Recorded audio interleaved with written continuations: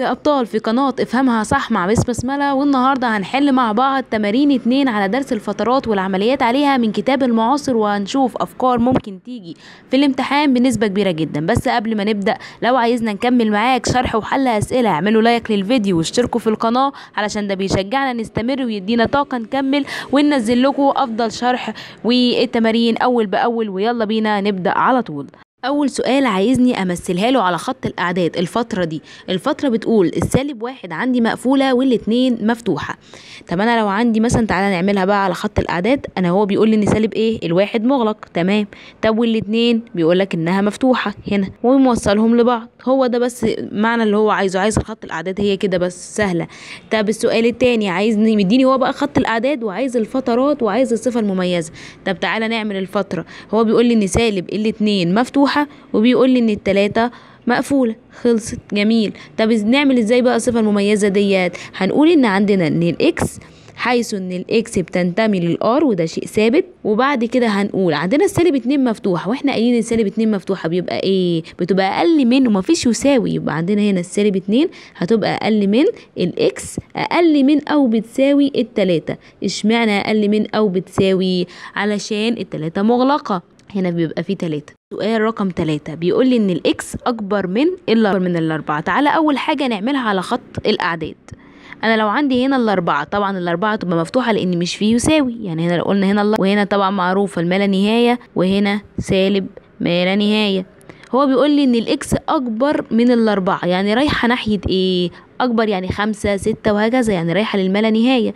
يبقى عندنا احنا قايلين ان الاربعة مفتوحة، وكمان الما لا نهاية وسالب ما لا نهاية دايما مفتوحين. طب وعايزها كمان ايه؟ عايز الفترة بتاعتها. ده ما احنا جبناها خلاص، يبقى الموضوع سهل جدا.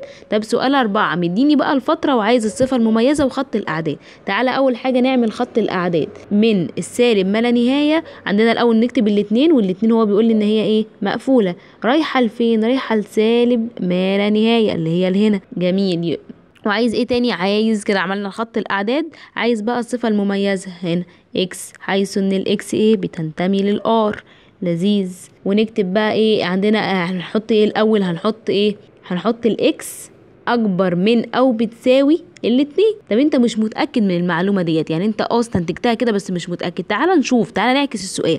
يعني ايه اكس اقل من او بتساوي الاتنين؟ يعني الاتنين هنا مغلقة اهيت على خط الاعداد وعشان فيه يساوي، وهتبقى اقل من يبقى رايحة ناحية السالب، يبقى انت سالب ما لا نهاية، يبقى انت فعلا صح. سؤال رقم 2 عايز نحط تنتمي ولا تنتمي وجزئية ولا جزئية. تعالى نقول الفرق الأول ما بين تنتمي ولا تنتمي وجزئية ولا جزئية. احنا قايلينها قبل كده كتير، بس برضو قبل ما نبدأ لازم نقولها. أنا عندي لما بيبقى نختار تنتمي ولا تنتمي، ده بيبقى لما يكون عنصر ومجموعة. يعني ايه عنصر ومجموعة؟ يبقى رقم ومجموعة أو فترة، زي مثلا السؤال الأول كده. طب لو جزئية ولا جزئية، دي بتبقى ما بين مجموعة ومجموعة. تعالى نبدأ بقى. أول سؤال بيقول لك 3 هل بتنتمي أو لا تنتمي للتلاتة والخمسة؟ قلت ليه تنتمي ولا تنتمي؟ لان هنا رقم وهنا مجموعة. هل هي بتنتمي؟ ايوه بتنتمي. هتقولي ليه؟ هقولك عشان التلاتة هنا مقفولة. عارف انت لو التلاتة مفتوحة كانت ساعتها تبقى لا تنتمي. يبقى اول سؤال تبقى تنتمي. السؤال التاني بيقول لي السالب 2 بتنتمي ولا لا تنتمي للجزء دوت؟ طب انا عندي السالب هنا 2 ايه؟ مفتوحة، يعني هي مش موجودة في المجموعة دي، يبقى هي لا تنتمي. طب السؤال 3 بيقول لي سالب 2 بتنتمي ولا لا تنتمي للسالب 1 والستة. هقول لك حاجه. تعالى الاول لو انت مش عارف السالب 2 دي موجوده ولا لا، احنا عندنا، تعالى نرسم على خط الاعداد. انا عندي السالب 1 هنا ايه؟ هنا 0 وبعدين 1 2 3 لعند الستة. هل السالب 2 موجوده؟ لا، يبقى هي ايه؟ لا تنتمي. سؤال رقم 4 الصفر بينتمي ولا لا ينتمي لسالب 3 والتلاتة مفتوحين؟ هو سالب 3 والتلاتة مش موجودين، ولكن الصفر ده ما بينهم هما الاتنين في النص، يعني موجود، يبقى تنتمي. الجذر 16 موجود هنا ولا لا؟ تمام. جذر 16 ده اللي هو بيساوي ايه؟ بيساوي الاربعة. طب موجود الاربعة ما بين السالب 4 وما لا نهاية. يعني ايه السالب 4 وما لا نهاية؟ يعني انا عندي هنا مثلا على خط الاعداد السالب 4 هنا، وهو قايل انها كمان ايه؟ السالب 4 مفتوحه رايحه لما لا نهايه. يعني السالب 3 موجوده، سالب 2 سالب 1 0 1 2 3 4 الى ما لا نهايه، يعني الاربعه موجوده، يبقى تنتمي. في سؤال رقم 6 بيقول لي الجذر التكعيبي لسالب واحد. طب الجذر التكعيبي لسالب واحد ده اللي هو بيساوي ايه؟ بيساوي الواحد. طب الواحد بينتمي ولا لا ينتمي لسالب ما لا نهاية والواحد؟ يعني ايه؟ تعالى نرسم على خط الاعداد. انا لو عندي هنا الواحد بيقول لي ان هو مفتوح رايح للسالب ما لا نهاية. طب الواحد موجود؟ طب الواحد مفتوح اساسا يبقى ايه؟ لا تنتمي. سؤال رقم 7 بيقول لي مجموعة ومجموعة، يبقى احنا كده خلصنا من تنتمي ولا تنتمي، احنا هنشتغل على جزئية ولا جزئية. بيقول لي المجموعة 0 و1 و2 موجودة في 0 و5. حصل 0 و5 0 مقفول يعني موجود، وفي 1 و2 و3 لعند الخمسة يبقى هي جزئية. طب سؤال رقم 8 بيقول لي من سالب ما لا نهاية لما لا نهاية دوت اللي هو ايه؟ ده الأعداد الحقيقية. طب الأعداد الحقيقية الموجبة موجودة في الأعداد الحقيقية؟ طبعا موجودة، تبقى جزئية. ليه جزئية؟ لأنها مجموعة ومجموعة ما ينفعش تنتمي. سؤال رقم 9 بيقول لي مجموعة برضو ومجموعة من 0 ل1، هل دي موجودة في مجموعة الأعداد الحقيقية الموجبة؟ احنا قايلين في حصة الشرح ان مجموعة الأعداد الحقيقية الموجبة ديت اللي هي ايه؟ اللي هي من 0 مفتوح للما لا نهاية. يعني الصفر والواحد مش موجودين، لان الصفر مش موجود اصلا. الواحد موجود ولكن الصفر مفتوح يعني مش موجود. جذر الاتنين واتنين وخمسة. جذر الاتنين ده اللي هو ايه؟ جذر الاتنين ده هيطلع بيساوي لو كتبته على الآلة 1.4، وهيطلع ارقام تانية بس احنا نعتبرها بس ايه 1.4 دلوقتي. طب احنا اصلا هناخدها تنتمي ولا جزئية؟ احنا هنخليها تنتمي ولا تنتمي علشان دي عنصر ومجموعة. طب الواحد وشوية ده موجود في الاتنين وخمسة. تعالى نرسمها كده على خط الاعداد. انا لو عندي هنا 2 مقفولة والخمسة مقفولة، ما بينهم هنا ايه؟ هنا 3 4 وهكذا. يعني الواحد مش معانا، يعني الواحد هيبقى هنا كده مثلا، فهو مش موجود يبقى لا تنتمي. طب انا عندي سؤال 11 الخمسة بتنتمي ولا لا تنتمي لجذر الخمسة او جذر ال23؟ انا عندي الخمسة دي اللي هي ايه؟ اللي هي جذر ال25. طب ال25 دي ايه؟ دي بعد الجذر 23 يعني مش موجودة، تبقى لا تنتمي. سؤال 12 واخر جزء في السؤال دوت، احنا عندنا الاعداد الطبيعية اللي هي ايه؟ 0 1 2 3 واحنا ماشيين يعني الايه من الصفر للموجب كله. طب تمام، هتقولي هتلاقي الما لا نهاية هنا مفتوحة والصفر مفتوح. الاعداد الطبيعية فيها ايه؟ فيها الصفر. هو هنا بيقول لي ان الصفر مش موجود، يبقى لا جزئية ولا لا تنتمي؟ هتبقى لا جزئية لان هنا مجموعة ومجموعة. رقم 3 بيقول لي اكتبها لي على صورة فترة وكمان مثلها على خط الأعداد. عايزه اقول لك ان انت لو اتفرجت على فيديو الشرح مش هيقف معاك ولا سؤال من الاسئله ديت. غير كده ان منهجكم حتى الان هو جديد وكل حاجه ولكن سهل، انت لو ركزت هتجيب الدرجه النهائيه بكل سهوله.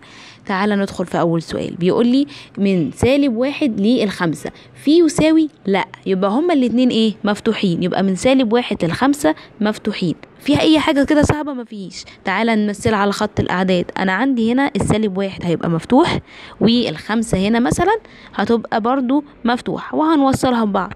طب السؤال رقم 2 بيقول لي النص وهنا ايه؟ في يساوي، يبقى كده النص ايه؟ مقفول. 5/10 دي اللي هي النص، وهنحط الجذر 9. طب مفتوحة ولا مقفولة؟ في يساوي؟ لا، تبقى مفتوحة. تعالى نرسمها على خط الأعداد. يبقى عندي هنا مثلا النص. طب احنا عندنا اصلا جذر 9 ده اللي هو ايه؟ 3.